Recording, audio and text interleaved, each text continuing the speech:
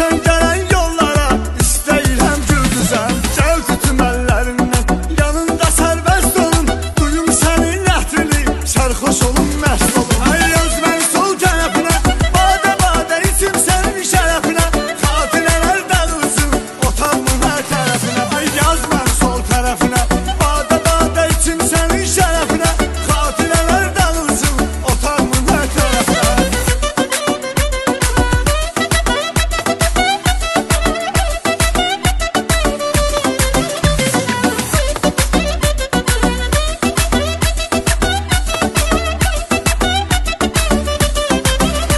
Ay gözüm qalıb gözündə, bunu bilirsən özündə.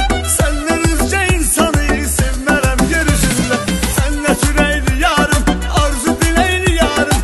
Mənim həyatım sənindir, səndədir ixtiyarım. Ay yaz mən sol tərəfinə bade bade içim sənin şərəfinə. Xatirələr dağılsın otağımın hər tərəfinə. Ay yaz mən sol tərəfinə bade bade içim sənin şərəfinə. Xatirələr dağılsın otağımın hər tərəfinə.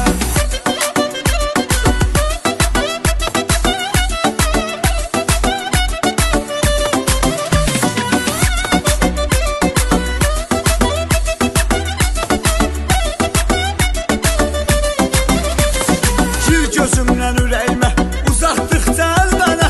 O gözəl gözlərini yum, qarış qarış gəl mənə. Elə sevək ki bir-birin hamı qoy bizə baxsın. Niyə sənə həsrət qalır